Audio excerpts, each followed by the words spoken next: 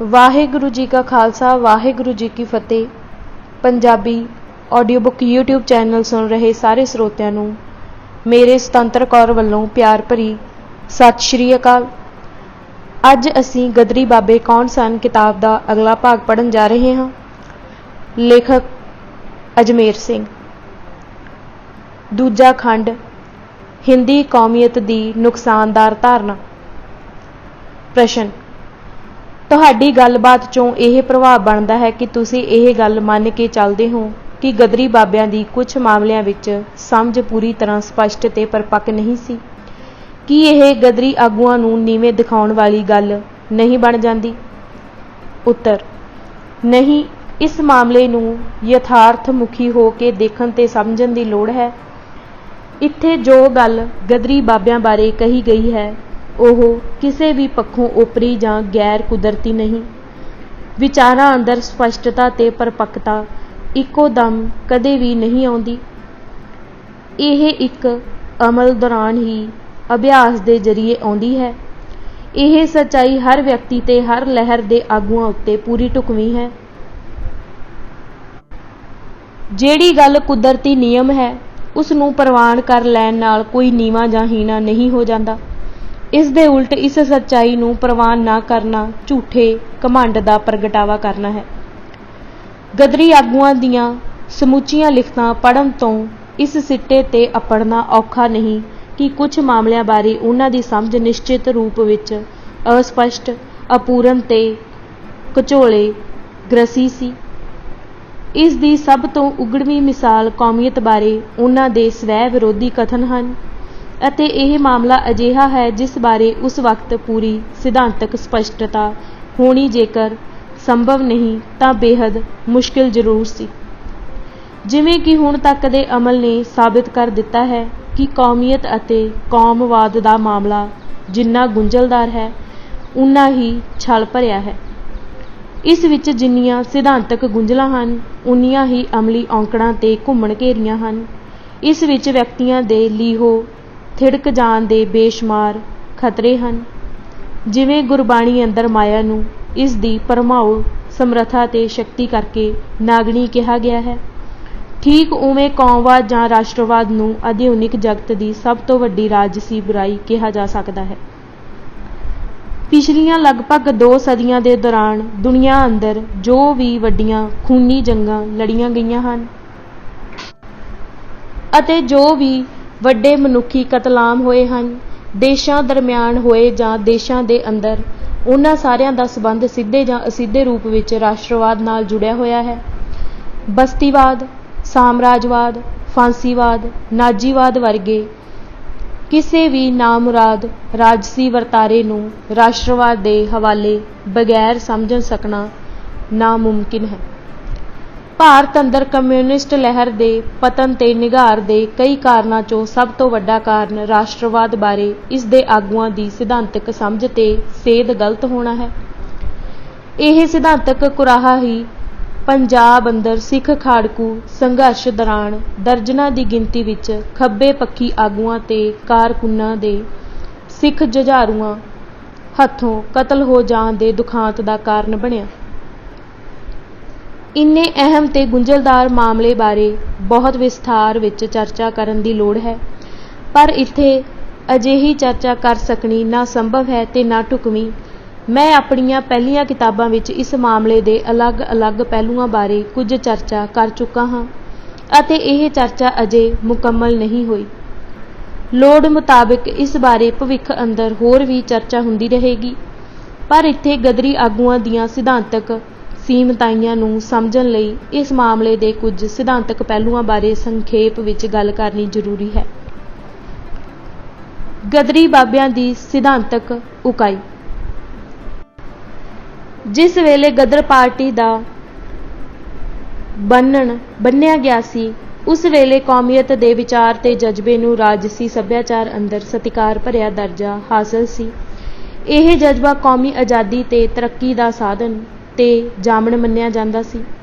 ਇਹ ਗੁਲਾਮ ਦੇਸ਼ਾਂ ਲਈ ਗੁਲਾਮੀ ਦੇ ਬੰਧਨ ਤੋਂ ਛੁਟਕਾਰਾ ਪਾਉਣ ਅਤੇ ਆਜ਼ਾਦ ਦੇਸ਼ਾਂ ਲਈ ਆਪਣੀ ਕੌਮੀ ਗੌਰਵ ਤੇ ਹਿੱਤਾਂ ਦੀ ਰੱਖਿਆ ਕਰਨ ਅਤੇ ਇਹਨਾਂ ਦੀ ਚੜ੍ਹਤਲ ਕਾਇਮ ਕਰਨ ਦਾ ਅਧਿਕਾਰਗਤ ਨੁਕਸਾ ਸਮਝਿਆ ਜਾਂਦਾ ਸੀ। ਗੱਲ ਕਿ ਸੰਸਾਰ ਅੰਦਰ ਇਸ ਦੀ ਪੂਰਨ ਮਾਨਤਾ ਸਥਾਪਿਤ ਹੋ ਗਈ ਸੀ। ਇਸ ਕਰਕੇ ਗਦਰੀ ਆਗੂਆਂ ਵੱਲੋਂ ਕੌਮੀਅਤ ਦੇ ਵਿਚਾਰ ਤੇ ਜਜ਼ਬੇ ਨੂੰ ਜੀ ਜਾਨ ਨਾਲ ਅਪਣਾ ਲੈਣਾ ਅਤੇ ਇਸ ਦੇ ਦੀਵਾਨੇ ਹੋ ਜਾਣਾ ਕੋਈ ਅਸਚਰਜਤਾ ਵਾਲੀ ਗੱਲ ਨਹੀਂ ਸੀ ਅਤੇ ਇਹ ਗੱਲ ਆਪਣੇ ਆਪ ਵਿੱਚ ਬਹੁਤੀ ਗਲਤ ਵੀ ਨਹੀਂ ਸੀ। ਸਮੱਸਿਆ ਵਾਲੀ ਗੱਲ ਜੋ ਉਦੋਂ ਵੀ ਸੀ ਅਤੇ ਅੱਜ ਵੀ ਹੈ, ਉਹ ਕੌਮੀਅਤ ਦੇ ਠੋਸ ਸਰੂਪ ਦਾ ਮਾਮਲਾ ਹੈ। ਉਸ ਵੇਲੇ ਸੰਸਾਰ ਦੇ ਲੋਕਾਂ ਸਾਹਮਣੇ ਕੌਮੀਅਤ ਦਾ ਜੋ ਮਾਡਲ ਮਕਬੂਲ ਹੋਇਆ, ਉਹ ਪੱਛਮੀ ਯੂਰਪ ਦੇ ਦੇਸ਼ ਸਨ। ਮੱਧ ਯੁੱਗ ਅੰਦਰ ਇਹਨਾਂ ਦੇਸ਼ਾਂ ਦਾ ਸਰੂਪ ਅਜੋਕਾ ਨਹੀਂ ਸੀ। ਕਾਫੀ ਸਾਰੇ ਸਾਂਝੇ ਕੌਮੀ ਲੱਛਣਾਂ ਵਾਲੇ ਲੋਕ ਅਲੱਗ-ਅਲੱਗ ਰਾਜਸੀ ਰਾਜਾਂ ਵਿੱਚ ਵੰਡੇ ਹੋਏ ਸਨ, ਜਿਨ੍ਹਾਂ ਵਿਚਕਾਰ ਅਕਸਰ ਰਾਜਸੀ ਕਲੇਸ਼ ਤੇ ਝਗੜੇ ਚੱਲਦੇ ਰਹਿੰਦੇ ਸਨ। ਅਖੀਰ ਵਿੱਚ ਪੱਛਮੀ ਯੂਰਪ ਦੇ ਭੂਖੰਡ ਅੰਦਰ ਇੱਕੋ ਸਾਂਝੀ ਬੋਲੀ ਅਤੇ ਸਾਂਝੇ ਸੱਭਿਆਚਾਰ ਨੂੰ ਪਰਨਾਏ ਲੋਕਾਂ ਨੇ ਆਪਸੀ ਆਰਥਿਕ, ਸਮਾਜਿਕ ਤੇ ਸੱਭਿਆਚਾਰਕ ਵਖਰੇਵੇਂ ਤੇ ਵਿਰੋਧ ਭੁਲਾ ਕੇ ਇੱਕੋ ਸਾਂਝੇ ਰਾਜਸੀ ਭਾਈਚਾਰੇ ਭਾਵ ਸਾਂਝੀ ਕੌਮੀਅਤ ਦੇ ਰੂਪ ਵਿੱਚ ਜੁੜ ਜਾਣ ਤੇ ਆਪਣੇ ਆਪ ਨੂੰ ਨੇਸ਼ਨ ਸਟੇਟ ਦੇ ਰੂਪ ਵਿੱਚ ਪੱਕੇ ਪੈਰੀਂ ਕਰਨ ਦਾ ਵਿਚਾਰ ਤੇ ਜਜ਼ਬਾ ਜ਼ੋਰ ਫੜ ਗਿਆ। ਇਸ ਤਰ੍ਹਾਂ ਇੱਕ ਲੰਮੇ ਸਮੇਂ ਤੇ ਬਖੇੜੇ ਅਮਲ ਦੇ ਜ਼ਰੀਏ ਪੱਛਮੀ ਯੂਰਪ ਅੰਦਰ ਭਿੰਨ-ਭਿੰਨ ਸੁਤੰਤਰ ਤੇ ਪ੍ਰਭੂਸੱਤਾ ਸੰਪੰਨ ਰਾਜ ਹੋਂਦ ਵਿੱਚ ਆ ਗਏ। ਇਹ ਭੂਖੰਡ ਗਿਆਨਵਾਦੀ ਲਹਿਰ ਦਾ ਜਨਮ ਖੇਤਰ ਅਤੇ ਇਸ ਦਾ ਗੜ੍ਹ ਹੋਣ ਕਰਕੇ ਅਤੇ ਵਿਗਿਆਨ ਤੇ ਤਕਨਾਲੋਜੀ ਦੇ ਵਿਕਾਸ ਦਾ ਅਗਰਦੂਤ ਤੇ ਆਗੂ ਬਣ ਕੇ ਉੱਭਰ ਆਉਣ ਸਦਕਾ ਇਸ ਨੇ ਸੰਸਾਰ ਭਰ ਅੰਦਰ ਆਰਥਿਕ, ਰਾਜਸੀ ਤੇ ਸੱਭਿਆਚਾਰਕ ਖੇਤਰਾਂ ਅੰਦਰ ਆਪਣੀ ਧਾਕ ਤੇ ਚੜ੍ਹਤਲ ਕਾਇਮ ਕਰ ਲਈ। ਇਸ ਨੂੰ ਤਰੱਕੀ ਤੇ ਸੱਭਿਅਤਾ ਦਾ ਮਿਸਾਲੀ ਨਮੂਨਾ ਮੰਨ ਕੇ ਸੰਸਾਰ ਦੇ ਪਛੜੇ ਮੁਲਕਾਂ ਦੇ ਲੋਕਾਂ, ਖਾਸ ਕਰਕੇ ਪੜ੍ਹੇ ਲਿਖੇ ਵਰਗਾਂ ਅੰਦਰ ਹਰ ਖੇਤਰ ਅੰਦਰ ਇਸ ਦੀ ਬਾਂਦਰ ਨਕਲ ਕਰਨ ਦੀ ਰੁਚੀ ਜ਼ੋਰ ਫੜ ਗਈ। ਇਸ ਚੋਂ ਕਈ ਸਾਰੀਆਂ ਰਾਜਸੀ ਉਲਝਣਾਂ ਪੈਦਾ ਹੋ ਗਈਆਂ। ਪੱਛਮੀ ਯੂਰਪ ਦੇ ਇਹ ਦੇਸ਼ ਮੂਲ ਰੂਪ ਵਿੱਚ ਇੱਕ ਜਿਨਸੀ ਸਨ, ਭਾਵ ਉੱਥੇ ਕੋਈ ਬਹੁਤੇ ਉਗੜਵੇਂ ਨਸਲੀ ਅਤੇ ਧਾਰਮਿਕ ਸੱਭਿਆਚਾਰਕ ਵਖਰੇਵੇਂ ਤੇ ਵਿਰੋਧ ਨਹੀਂ ਸਨ। ਇਹ ਮੂਲ ਰੂਪ ਵਿੱਚ ਇੱਕੋ ਧਰਮ ਅਤੇ ਇੱਕੋ ਨਸਲ ਜਾਤ ਵਾਲੇ ਸਾਂਝੇ ਭਾਸ਼ਾਈ ਭਾਈਚਾਰਿਆਂ ਦੇ ਇੱਕੋ ਸਾਂਝੀ ਕੌਮੀਅਤ ਵਿੱਚ ਜੁੜਨ ਦਾ ਮਾਮਲਾ ਸੀ। ਪਰ ਜਦੋਂ ਇਸ ਖੇਤਰ ਵਿਸ਼ੇਸ਼ ਤਜਰਬੇ ਨੂੰ ਸੰਸਾਰ ਦੇ ਅਜਿਹੇ ਖੇਤਰਾਂ ਵਿੱਚ ਲਾਗੂ ਕੀਤਾ ਜਾਣ ਲੱਗਾ, ਜਿੱਥੇ ਧਾਰਮਿਕ, ਭਾਸ਼ਾਈ ਤੇ ਨਸਲੀ ਸੱਭਿਆਚਾਰਕ ਵਖਰੇਵੇਂ ਬੇਹੱਦ ਉਗੜਵੇਂ ਤੇ ਉਲਝਵੇਂ ਹਨ, ਤਾਂ ਇਸ ਨਾਲ ਕਈ ਗੰਭੀਰ ਰਾਜਸੀ ਸਮੱਸਿਆਵਾਂ ਖੜੀਆਂ ਹੋ ਗਈਆਂ। ਸਰਦਾਰ ਜਗਜੀਤ ਸਿੰਘ ਨੇ ਆਪਣੀ ਕਿਤਾਬ ਅੰਦਰ ਅਮਰੀਕਾ ਅੰਦਰ ਸਾਂਝੀ ਕੌਮ ਦੀ ਉਸਾਰੀ ਦੇ ਸਿਲਸਿਲੇ ਤੇ ਇਸ ਨਾਲ ਜੁੜਵੀਆਂ ਰਾਜਸੀ ਉਲਝਣਾਂ ਦਾ ਬੜਾ ਸੁੰਦਰ ਵਰਣਨ ਕੀਤਾ ਹੈ। ਇਸ ਪਰਥਾਏ ਉਸ ਦੀ ਲਿਖਤ ਚੋਂ ਲੰਮਾ ਹਵਾਲਾ ਦੇਣ ਦੀ ਗੁਸਤਾਖੀ ਇਸ ਕਰਕੇ ਕਰਨੀ ਪੈ ਗਈ ਹੈ ਕਿ ਇਸ ਨਾਲ ਭਾਰਤ ਅੰਦਰ ਸਾਂਝੀ ਕੌਮੀਅਤਾਂ ਦੀ ਉਸਾਰੀ ਕਰਨ ਦੇ ਸੰਕਲਪ ਦੀਆਂ ਵਜੂਦ ਸਮੋਈਆਂ ਕਮਜ਼ੋਰੀਆਂ ਤੇ ਉਲਝਣਾਂ ਨੂੰ ਸਮਝਣਾ ਸੁਖਾਲਾ ਹੋ ਜਾਵੇਗਾ। ਉਹਨਾਂ ਲਿਖਿਆ ਹੈ, ਸੰਨ 1880 ਤੋਂ ਪਹਿਲੋਂ ਯੂਰਪ ਵਿੱਚੋਂ ਅਮਰੀਕਾ ਆਉਣ ਵਾਲੇ ਬਹੁਤ ਆਬਾਦਕਾਰ ਐਂਗਲੋ ਸੈਕਸਨ ਨਸਲ ਦੇ ਸਨ, ਜੋ ਆਇਰਲੈਂਡ, ਇੰਗਲੈਂਡ, ਜਰਮਨੀ ਤੇ ਸਕੈਂਡਨੇਵੀਆ ਦੇ ਮੁਲਕਾਂ ਵਿੱਚੋਂ ਆਏ ਸਨ। ਇਸ ਤੋਂ ਪਿੱਛੋਂ ਯੂਰਪ ਵਿੱਚ ਆਉਣ ਵਾਲਿਆਂ ਆਬਾਦਕਾਰਾਂ ਦੀ ਵਧੇਰੇ ਗਿਣਤੀ ਪੂਰਬੀ ਤੇ ਦੱਖਣ ਪੂਰਬੀ ਯੂਰਪ ਦੇ ਮੁਲਕਾਂ ਵਿੱਚੋਂ ਸੀ। ਐਂਗਲੋ ਸੈਕਸਨ ਨਸਲ ਦੇ ਅਮਰੀਕਨ ਆਪਣੇ ਆਪ ਨੂੰ ਸੱਭਿਆਚਾਰਕ ਤੇ ਵਿੱਦਿਆ ਵਿੱਚ ਵਧੀਆ ਤੇ ਅਮਰੀਕਾ ਦੇ ਪੁਰਾਣੇ ਵਸਨੀਕ ਸਮਝਦੇ ਸਨ ਅਤੇ ਸੰਨ 1880 ਤੋਂ ਪਿੱਛੋਂ ਪੂਰਬੀ ਅਤੇ ਦੱਖਣੀ ਪੂਰਬੀ ਯੂਰਪ ਤੋਂ ਆਏ ਨਵੇਂ ਆਬਾਦਕਾਰਾਂ ਨੂੰ ਸੱਭਿਆਚਾਰ ਅਤੇ ਵਿੱਦਿਆ ਦੇ ਲਿਹਾਜ਼ ਨਾਲ ਘਟੀਆ ਸਮਝਦੇ ਸਨ। ਅਮਰੀਕਾ ਵਿੱਚ ਯੂਰਪੀਅਨ ਨਵੇਂ ਆਬਾਦਕਾਰਾਂ ਵਿਰੁੱਧ ਜਜ਼ਬੇ ਦੀ ਤਹਿ ਵਿੱਚ ਇੱਕ ਵੱਡਾ ਰਾਜਸੀ ਕਾਰਨ ਵੀ ਸੀ। ਅਮਰੀਕਾ ਦੀਆਂ ਘਰੋਗੀ ਲੜਾਈਆਂ ਨੇ ਭਿੰਨ-ਭਿੰਨ ਕੌਮਾਂ ਅਤੇ ਜਾਤੀਆਂ ਦੇ ਮਿਲਗੋਭਾ ਭਾਈਚਾਰੇ ਦੀਆਂ ਕਮਜ਼ੋਰੀਆਂ ਨੂੰ ਸਪਸ਼ਟ ਕੀਤਾ ਸੀ ਅਤੇ ਨਿਗਰ ਕੌਮ ਬਣਾਉਣ ਦਾ ਵਿਚਾਰ ਇਹ ਮੰਗ ਕਰਦਾ ਸੀ ਕਿ ਇੱਕ ਸੋਚੀ ਸਮਝੀ ਹੋਈ ਨੀਤੀ ਉੱਤੇ ਚੱਲਿਆ ਜਾਏ। ਇਸ ਵਾਸਤੇ ਕੌਮੀ ਨਿਗਰਤਾ ਦੇ ਖਿਆਲ ਤੋਂ ਐਂਗਲੋ ਸੈਕਸਨ ਨਸਲ ਦੇ ਧੁਰੇ ਉਦਾਲੇ ਅਮਰੀਕਨ ਕੌਮ ਦੀ ਉਸਾਰੀ ਕਰਨ ਦੀ ਨੀਤੀ ਧਾਰਨ ਕੀਤੀ ਗਈ ਸੀ। ਉਪਰੋਕਤ ਹਵਾਲੇ ਦੀ ਰੌਸ਼ਨੀ ਵਿੱਚ ਭਾਰਤ ਅੰਦਰ ਸਾਂਝੀ ਕੌਮ ਦੀ ਉਸਾਰੀ ਦੇ ਵਿਚਾਰ ਤੇ ਜਜ਼ਬੇ ਦਾ ਅਸਲੀ ਖਾਸਾ ਪਛਾਣਨਾ ਅਤੇ ਇਸ ਨਾਲ ਦੇਸ਼ ਦੇ ਘੱਟ ਗਿਣਤੀ ਧਾਰਮਿਕ ਭਾਈਚਾਰਿਆਂ ਤੇ ਜਾਤੀਆਂ ਅੰਦਰ ਪੈਦਾ ਹੋਣ ਵਾਲੇ ਡਰਾਂ ਤੇ ਖਦਸ਼ਿਆਂ ਨੂੰ ਸਮਝਣਾ ਸੁਖਾਲਾ ਹੋ ਜਾਵੇਗਾ, ਕਿਉਂਕਿ ਇਸ ਤੋਂ ਇਹ ਗੱਲ ਪ੍ਰਤੱਖ ਹੋ ਜਾਂਦੀ ਹੈ ਕਿ ਜਦੋਂ ਭਾਰਤ ਵਰਗੇ ਕਿਸੇ ਬਹੁਭਾਂਤੀ ਸਮਾਜ ਜਿੱਥੇ ਅਲੱਗ-ਅਲੱਗ ਧਰਮਾਂ, ਨਸਲਾਂ ਤੇ ਜਾਤੀਆਂ ਦੇ ਲੋਕ ਵਸਦੇ ਹਨ, ਅੰਦਰ ਇੱਕੋ ਸਾਂਝੀ ਕੌਮ ਬਣਾਉਣ ਦੇ ਯਤਨ ਕੀਤਾ ਜਾਂਦਾ ਹੈ ਤਾਂ ਇਹ ਅਮਲ ਕਦੇ ਵੀ ਧਰਮ ਨਿਰਪੱਖ, ਨਸਲ ਨਿਰਪੱਖ ਅਤੇ ਜਾਤੀ ਨਿਰਪੱਖ ਨਹੀਂ ਹੋ ਸਕਦਾ, ਕਿਉਂਕਿ ਇਹ ਸਾਂਝੀ ਕੌਮ ਕਿਸੇ ਖਲਾਅ 'ਚੋਂ ਪੈਦਾ ਨਹੀਂ ਕੀਤੀ ਜਾ ਸਕਦੀ। ਅਮਰੀਕਾ ਵਾਂਗ ਇਹ ਅਲੱਗ-ਅਲੱਗ ਧਾਰਮਿਕ ਤੇ ਨਸਲੀ ਸੱਭਿਆਚਾਰਕ ਸਮੂਹਾਂ ਵਿੱਚੋਂ ਕਿਸੇ ਇੱਕ ਨਸਲ ਜਾਤੀ ਸਮੂਹ ਦੇ ਧੁਰੇ ਦੁਆਲੇ ਹੀ ਉਸਰ ਸਕਦੀ ਹੈ। ਇਹ ਇੱਕ ਅਟੱਲ ਸੱਚਾਈ ਹੈ, ਕਿਉਂਕਿ ਇਹ ਸਾਂਝ ਭੌਤਿਕ ਨਹੀਂ ਰਸਾਇਣਿਕ ਹੁੰਦੀ ਹੈ। ਅੰਤਿਮ ਨਿਸ਼ਾਨਾ ਅਲੱਗ-ਅਲੱਗ ਤੱਤਾਂ ਦਾ ਭੌਤਿਕ ਮਿਸ਼ਰਣ ਨਹੀਂ, ਰਸਾਇਣਿਕ ਘੋਲ ਬਣਾਉਣਾ ਹੁੰਦਾ ਹੈ। ਇਸ ਕਰਕੇ ਅਮਰੀਕਾ ਨੂੰ ਸਲਾਦ ਦਾ ਕਟੋਰਾ ਨਹੀਂ, ਅਲੱਗ-ਅਲੱਗ ਸੱਭਿਆਚਾਰਾਂ ਦੀ ਕੋਠਾਲੀ ਦੀ ਸੰਗਿਆ ਦਿੱਤੀ ਜਾਂਦੀ ਹੈ। ਸ਼੍ਰੀਲੰਕਾ ਵਿੱਚ ਬਹੁ ਗਿਣਤੀ ਬੋਧੀ ਭਾਈਚਾਰੇ ਦੇ ਧੁਰੇ ਉਦਾਲੇ ਸਾਂਝੀ ਕੌਮ ਦੀ ਉਸਾਰੀ ਕਰਨ ਦਾ ਪ੍ਰੋਜੈਕਟ ਘੱਟ ਗਿਣਤੀ ਤਾਮਿਲ ਅਤੇ ਮੁਸਲਿਮ ਭਾਈਚਾਰਿਆਂ ਉੱਤੇ ਬਹੁ ਗਿਣਤੀ ਵਰਗ ਦਾ ਰਾਜ ਸੀ ਤੇ ਸੱਭਿਆਚਾਰਕ ਗਲਬਾ ਸਥਾਪਿਤ ਕਰਨ ਦੀ ਹੀ ਚਾਲਬਾਜ਼ੀ ਹੈ। ਚੀਨ ਵਿੱਚ ਵੀ ਸਾਂਝੀ ਕੌਮ ਦਾ ਧੁਰਾ ਬਹੁ ਗਿਣਤੀ ਹਾਨ ਕੌਮੀਅਤ ਹੈ, ਜਿਸ ਨੇ ਮੁਸਲਿਮ ਤੇ ਹੋਰਨਾਂ ਘੱਟ ਗਿਣਤੀ ਭਾਈਚਾਰਿਆਂ ਉੱਤੇ ਆਪਣਾ ਗਲਬਾ ਪਾਇਆ ਹੋਇਆ ਹੈ। ਇਸੇ ਤਰ੍ਹਾਂ ਸੰਸਾਰ ਦੇ ਹੋਰਨਾਂ ਦੇਸ਼ਾਂ ਦੀਆਂ ਵੀ ਅਨੇਕਾਂ ਮਿਸਾਲਾਂ ਦਿੱਤੀਆਂ ਜਾ ਸਕਦੀਆਂ ਹਨ। ਹਿੰਦੀ ਕੌਮੀਅਤ ਦਾ ਹਿੰਦੂ ਪ੍ਰਧਾਨ ਖਾਸਾ। ਡੂੰਘੀ ਸੋਚਣ ਵਾਲੀ ਗੱਲ ਇਹ ਹੈ ਕਿ ਭਾਰਤ ਦੇ ਪ੍ਰਸੰਗ ਵਿੱਚ ਸਾਂਝੀ ਕੌਮ ਦਾ ਧੁਰਾ ਬਣਨ ਦਾ ਦਾਅਵੇਦਾਰ ਕਿਹੜਾ ਵਰਗ ਹੋ ਸਕਦਾ ਹੈ। ਅਮਰੀਕਾ ਦੇ ਤਜਰਬੇ ਦੀ ਰੌਸ਼ਨੀ ਵਿੱਚ ਵੇਖਿਆ ਜਾਵੇ ਤਾਂ ਇਹ ਵਰਗ ਉਹੀ ਹੋ ਸਕਦਾ ਹੈ ਜਿਹੜਾ ਆਪਣੇ ਆਪ ਨੂੰ ਸੱਭਿਆਚਾਰ ਅਤੇ ਵਿੱਦਿਆ ਵਿੱਚ ਵਧੀਆ ਅਤੇ ਭਾਰਤ ਦਾ ਸਭ ਤੋਂ ਪੁਰਾਣਾ ਵਸਨੀਕ ਸਮਝਦਾ ਹੋਵੇ। ਹਿੰਦੂ ਸਵਰਨ ਜਾਤੀਆਂ ਤੋਂ ਬਿਨਾਂ ਇਹ ਦਾਅਵਾ ਹੋਰ ਕੋਈ ਵਰਗ ਨਹੀਂ ਕਰ ਸਕਦਾ, ਨਾ ਮੁਸਲਿਮ, ਨਾ ਸਿੱਖ, ਨਾ ਈਸਾਈ ਤੇ ਨਾ ਹਿੰਦੂ ਸਮਾਜ ਦੇ ਅਛੂਤ ਕਹਿ ਕੇ ਦੁਰਕਾਰੇ ਗਏ ਹਿੱਸੇ। ਆਪਣੇ ਆਪ ਨੂੰ ਹੋਰਨਾਂ ਨਾਲੋਂ ਉੱਤਮ ਸਮਝਣ ਦੀ ਭਾਵਨਾ ਹਿੰਦੂ ਸਵਰਨ ਜਾਤੀਆਂ ਦਾ ਜਮਾਂਦਰੂ ਲੱਛਣ ਹੈ। ਇਹ ਭਾਵਨਾ ਉਹਨਾਂ ਅੰਦਰ ਕੁੱਟ-ਕੁੱਟ ਕੇ ਭਰੀ ਹੋਈ ਹੈ।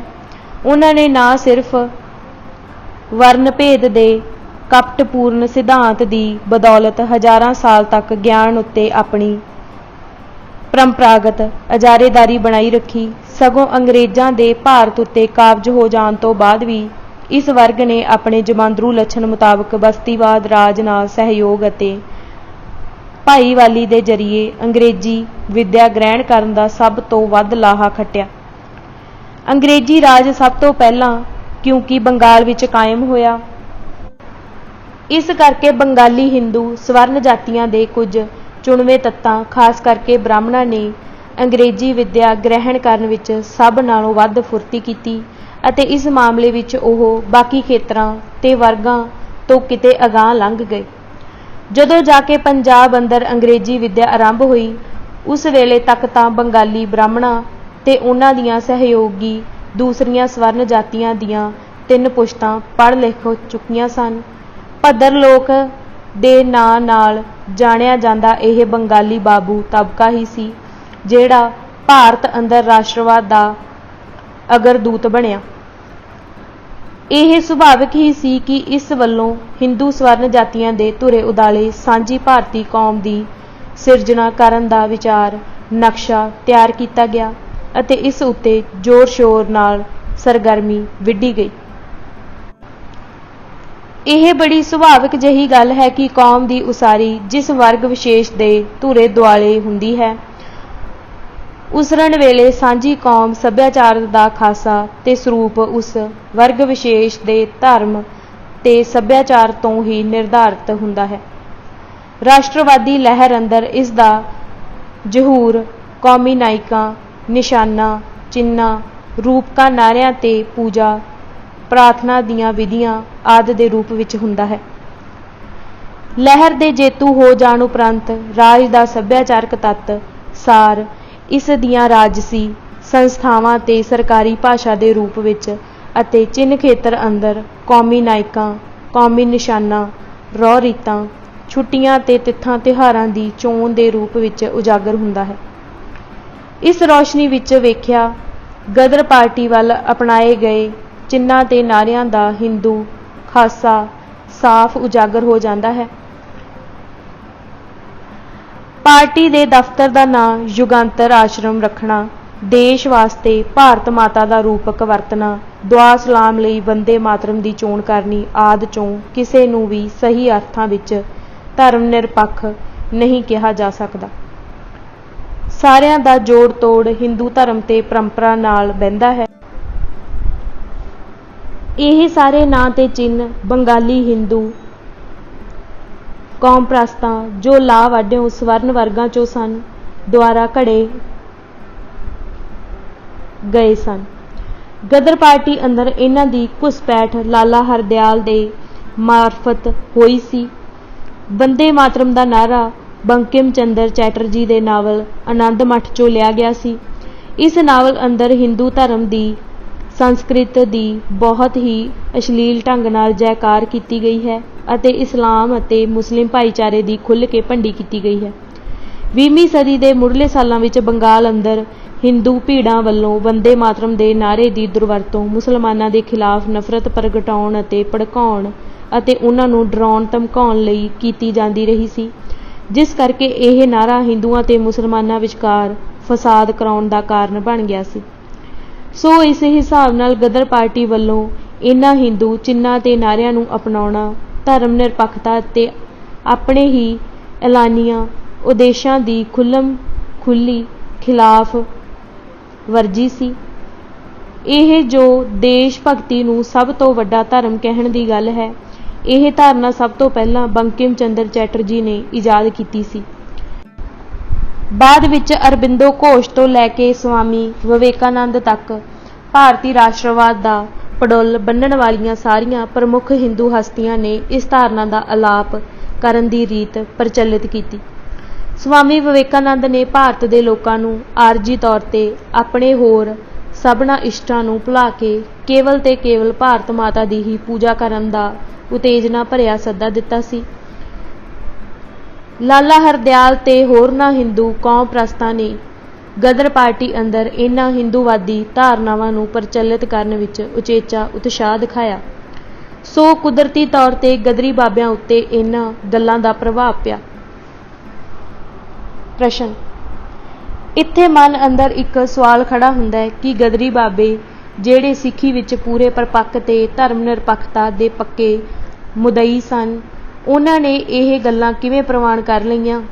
ਕੀ ਉਹ ਇਸ ਬਾਰੇ ਚੇਤੰਨ ਨਹੀਂ ਸਨ? ਕੀ ਉਹ ਇਹ ਗੱਲ ਨਾ ਭਾਂਪ ਸਕੇ ਕਿ ਉਹ ਜਿਹੜੀ ਹਿੰਦੂ ਕੌਮ ਪ੍ਰਤੀ ਇੰਨਾ ਉਤਸ਼ਾਹ ਦਿਖਾ ਰਹੇ ਸਨ, ਉਹ ਅਸਲ ਵਿੱਚ ਹਿੰਦੂ ਸਵਰਨ ਜਾਤੀਆਂ ਦੀ ਰਾਜਸੀ ਚੜ੍ਹਤਲ ਦਾ ਹੀ ਵਸੀਲਾ ਤੇ ਪਲੇਟਫਾਰਮ ਤਿਆਰ ਕਰਨ ਲਈ ਹੋ ਰਿਹਾ ਸੀ? ਕੀ ਇਹ ਉਹਨਾਂ ਦੀ ਸਿਧਾਂਤਕ ਕਮਜ਼ੋਰੀ ਜਾਂ ਨਾਦਾਨੀ ਨਹੀਂ ਸੀ? ਉੱਤਰ: ਗਦਰੀ ਬਾਬਿਆਂ ਬਾਰੇ ਨਿਆਂਪੂਰਕ ਹੋ ਕੇ ਸੋਚਿਆ ਜਾਵੇ ਤਾਂ ਉਸ ਵੇਲੇ ਇਹਨਾਂ ਗੱਲਾਂ ਦੀ ਪਛਾਣ ਕਰ ਸਕਣੀ ਜੇਕਰ ਸੰਭਵ ਨਹੀਂ ਤਾਂ ਬੇਹੱਦ ਔਖੀ ਜ਼ਰੂਰ ਸੀ। ਸਾਨੂੰ ਉਹਨਾਂ ਦੀ ਸਮੁੱਚੀ ਸਥਿਤੀ ਨੂੰ ਧਿਆਨ ਵਿੱਚ ਰੱਖ ਕੇ ਹੀ ਉਹਨਾਂ ਬਾਰੇ ਕੋਈ ਰਾਏ ਬਣਾਉਣੀ ਚਾਹੀਦੀ ਹੈ। ਇੱਕ ਤਾਂ ਉਸ ਵੇਲੇ ਕੌਮਾਂ ਦੇ ਸਿਧਾਂਤ ਬਾਰੇ ਗਿਆਨ ਅਜੇ ਮੁੱਢਲੇ ਪੜਾਅ 'ਤੇ ਹੀ ਸੀ। ਉਸ ਵੇਲੇ ਸਾਂਝੀ ਕੌਮੀਅਤ ਦੀ ਭਾਵਨਾ ਨੂੰ ਬਹੁਤਾ ਹੀ ਉੱਚਾ ਅੰਗਿਆ ਜਾਂਦਾ ਸੀ। ਇਸ ਨੂੰ ਇੱਕ ਪਵਿੱਤਰ ਤੇ ਪੂਜਣਯੋਗ ਖਿਆਲ ਸਮਝਿਆ ਜਾਂਦਾ ਸੀ। ਇਸ ਨਾਲ ਜੁੜੇ ਖਤਰਿਆਂ ਬਾਰੇ ਆਮ ਲੋਕਾਂ ਨੂੰ ਤਾਂ ਕੀ, ਵਿਦਿਅਕ ਹਲਕਿਆਂ ਨੂੰ ਵੀ ਬਹੁਤੀ ਸੋਝੀ ਨਹੀਂ ਸੀ। ਇਹ ਸੋਝੀ ਦੂਜੀ ਵੱਡੀ ਜੰਗ ਤੋਂ ਬਾਅਦ ਹੀ ਆਉਣੀ ਸ਼ੁਰੂ ਹੋਈ, ਜਦੋਂ ਠੋਸ ਅਨੁਭਵ ਦੀ ਰੌਸ਼ਨੀ ਵਿੱਚ ਰਾਸ਼ਟਰਵਾਦ ਦੇ ਵਰਤਾਰੇ ਬਾਰੇ ਪੜਚੋਲਵਾਂ ਨਜ਼ਰੀਆ ਵਿਕਸਿਤ ਹੋਇਆ ਅਤੇ ਕਈ ਸਾਰੀਆਂ ਪੁਰਾਣੀਆਂ ਧਾਰਨਾਵਾਂ ਨੂੰ ਜਾਂ ਤਾਂ ਗਲਤ ਠਹਿਰਾਇਆ ਗਿਆ ਜਾਂ ਅਹਿਮ ਰੂਪ ਵਿੱਚ ਸੋਧਿਆ ਗਿਆ। ਪਿਛਲੇ 3 ਕੁ ਦਹਾਕਿਆਂ ਅੰਦਰ ਖੁਦ ਪੱਛਮ ਦੇ ਹੀ ਬੌਧਿਕ ਹਲਕਿਆਂ ਅੰਦਰ ਇਸ ਬਾਰੇ ਇੱਕ ਨਵਾਂ ਨਜ਼ਰੀਆ ਪੈਦਾ ਹੋਇਆ ਅਤੇ ਇਸ ਬਾਰੇ ਵਿਦਵਾਨਾਂ ਅੰਦਰ ਬਹੁਤ ਹੀ ਭਖਵੀਂ ਤੇ ਮੁੱਲਵਾਨ ਬਹਿਸ ਚੱਲੀ ਹੈ। ਇਸ ਕਰਕੇ ਅੱਜ ਸਾਨੂੰ ਇਸ ਗੱਲ ਤੇ ਹੈਰਾਨ ਜਾਂ ਖਫਾ ਨਹੀਂ ਹੋਣਾ ਚਾਹੀਦਾ ਕਿ ਗਦਰੀ ਬਾਬਿਆਂ ਨੂੰ ਉਸ ਵੇਲੇ 20ਵੀਂ ਸਦੀ ਦੇ ਆਰੰਭ ਵਿੱਚ ਇਹ ਸੋਝੀ ਕਿਉਂ ਨਾ ਆਈ। ਹੈਰਾਨੀ ਤੇ ਗਿਲਾਨੀ ਤਾਂ ਇਸ ਗੱਲ ਤੇ ਹੁੰਦੀ ਹੈ ਕਿ ਜਿਹੜੇ ਲੋਕ ਅੱਜ ਕੱਲ੍ਹ ਗਦਰੀ ਬਾਬਿਆਂ ਦੀ ਵਿਰਾਸਤ ਦੇ ਦਾਅਵੇਦਾਰ ਬਣੇ ਫਿਰਦੇ ਹਨ, ਉਹਨਾਂ ਨੂੰ ਅਜੇ ਤੱਕ ਬਾਬਿਆਂ ਤੋਂ 100 ਸਾਲ ਬਾਅਦ ਵੀ ਇਹ ਸੋਝੀ ਨਹੀਂ ਆਈ, ਜਦੋਂ ਕਿ ਇਸ ਮਾਮਲੇ ਬਾਰੇ ਗਿਆਨ ਕਿੰਨਾ ਪ੍ਰਫੁੱਲਤ ਹੋ ਗਿਆ ਹੈ ਅਤੇ ਇਸ ਪਰਥਾਏ ਭਾਰੀ ਮਾਤਰਾ ਵਿੱਚ ਨਵਾਂ ਤੇ ਰੁਸ਼ਨਾਊ ਸਾਹਿਤ ਛਪ ਚੁੱਕਾ ਹੈ। ਉਹ ਅਜੇ ਵੀ ਪੁਰਾਣਾ ਜੰਗਾਲ ਖਾਧਾ ਗਿਆਨ ਚੁੱਕੀ ਫਿਰਦੇ ਨੇ। ਸੋਚਣ ਤੇ ਖਫਾ ਹੋਣ ਵਾਲੀ ਗੱਲ ਇਹ ਹੈ। ਪ੍ਰਸ਼ਨ: ਸੱਚਮੁੱਚ ਹੀ ਇਹ ਇੱਕ ਗੰਭੀਰ ਮਸਲਾ ਹੈ। ਬਾਬੇ ਤਾਂ ਮੰਨਿਆ ਅਨਪੜ੍ਹ ਸਨ ਜਾਂ ਬਹੁਤੇ ਪੜ੍ਹੇ ਲਿਖੇ ਨਹੀਂ ਸਨ, ਪਰ ਇਹ ਲੋਕ ਤਾਂ ਸੁੱਖ ਨਾਲ ਚੰਗੇ ਪੜ੍ਹੇ ਲਿਖੇ ਹਨ, ਆਪਣੇ ਆਪ ਨੂੰ ਦਾਨਸ਼ਵਰ ਸਮਝਦੇ ਹਨ। ਫਿਰ ਇਹਨਾਂ ਦੀ ਇਸ ਘੋਰ ਅਗਿਆਨਤਾ ਦੀ ਵਜ੍ਹਾ ਕੀ ਹੈ? ਉੱਤਰ: ਸਭ ਤੋਂ ਵੱਡੀ ਵਜ੍ਹਾ ਇਹਨਾਂ ਲੋਕਾਂ ਵੱਲੋਂ ਆਪਣੇ ਬਾਰੇ ਪਾਲ ਰੱਖਿਆ ਇਹ ਭਰਮ ਹੈ ਕਿ ਉਹ ਬਹੁਤ ਸੋਝੀਵਾਨ ਅਤੇ ਗਿਆਨਵਾਨ ਹਨ ਅਤੇ ਵਾਹਦ ਸੱਚ ਕੇਵਲ ਤੇ ਕੇਵਲ ਉਹਨਾਂ ਕੋਲ ਹੀ ਹੈ। ਇਹ ਘਮੰਡ ਉਹਨਾਂ ਲਈ ਸਰਾਪ ਬਣ ਗਿਆ ਹੈ। ਗਿਆਨ ਦਾ ਹੰਕਾਰ ਦੌਲਤ ਤੇ ਰੁਤਬੇ ਦੇ ਘਮੰਡ ਨਾਲੋਂ ਵੱਧ ਖਤਰਨਾਕ ਹੁੰਦਾ ਹੈ। ਇਸ ਨਾਲ ਸੱਜਰੇ ਗਿਆਨ ਦੇ ਰਾਹ ਬੰਦ ਹੋ ਜਾਂਦੇ ਹਨ। ਇਸ ਨੂੰ ਮੋਂਦਾ ਲੱਗ ਜਾਂਦਾ ਹੈ। ਨਵਾਂ ਜਾਣਨਾ ਤੇ ਸਿੱਖਣ ਦੀ ਰੁਚੀ ਤੇ ਜਗਿਆਸਾ ਮਰ ਜਾਂਦੀ ਹੈ। ਪੰਜਾਬ ਦੇ ਖੱਬੇ ਪੱਖੀ ਬੁੱਧੀਜੀਵੀਆਂ ਨੂੰ ਇਸ ਮਰਜ਼ ਨੇ ਨਕਾਰਾ ਕਰ ਦਿੱਤਾ ਹੈ।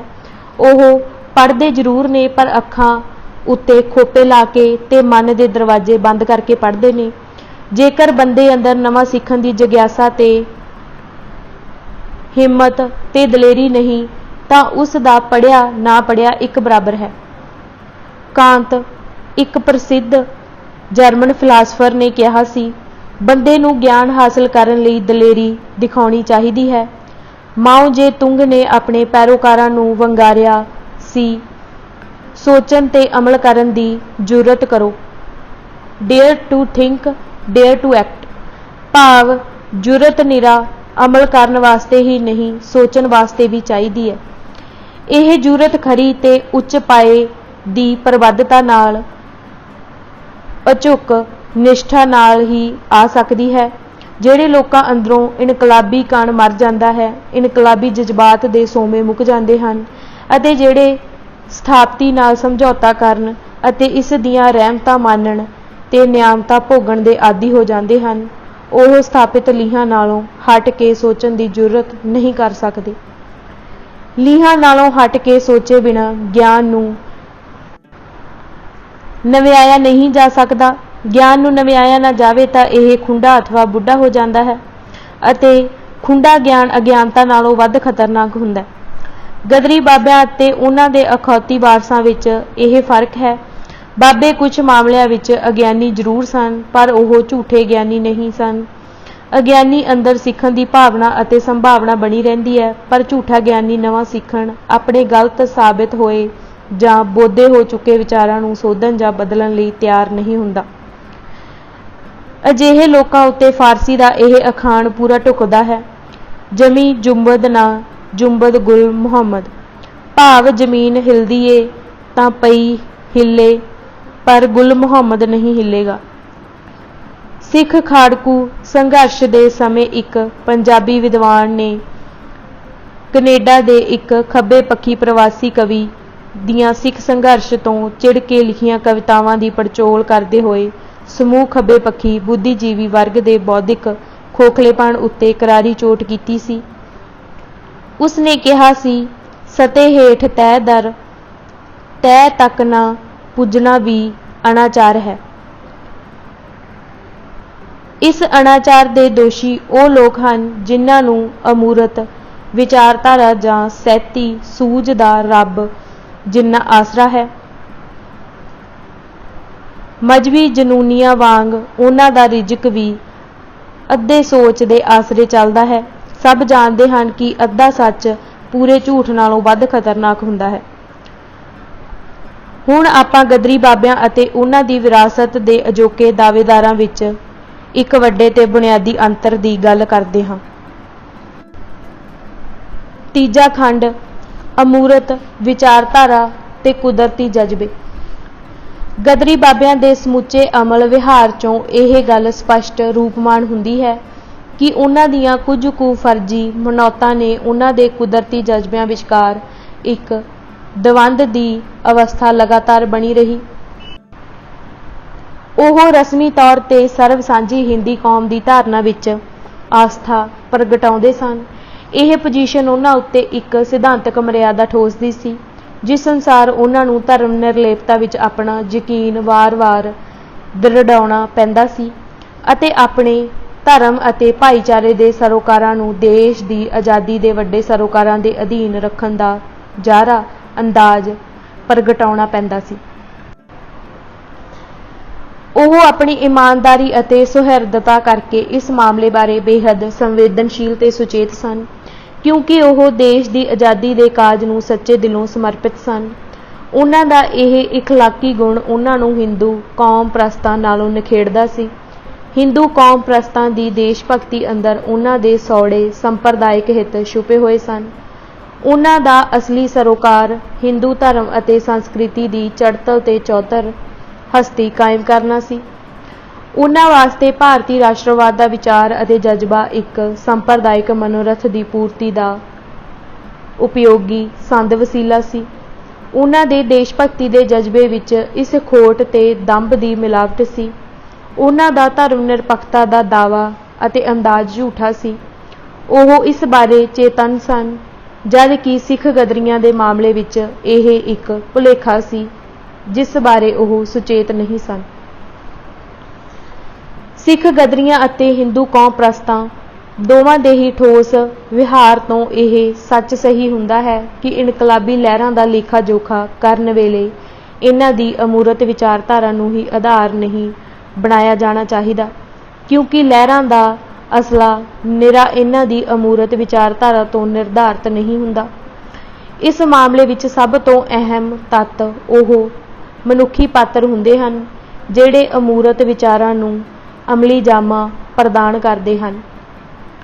ਇਸ ਕਰਕੇ ਕਿਸੇ ਲਹਿਰ ਨੂੰ ਹਕੀਕੀ ਰੂਪ ਵਿੱਚ ਸਮਝਣ ਲਈ ਉਸ ਵਿੱਚ ਸ਼ਾਮਿਲ ਮਨੁੱਖੀ ਪਾਤਰਾਂ ਨੂੰ ਸਮਝਣਾ ਜ਼ਰੂਰੀ ਹੈ। ਇਹ ਬਹੁਤ ਅਹਿਮ ਗੱਲ ਹੈ।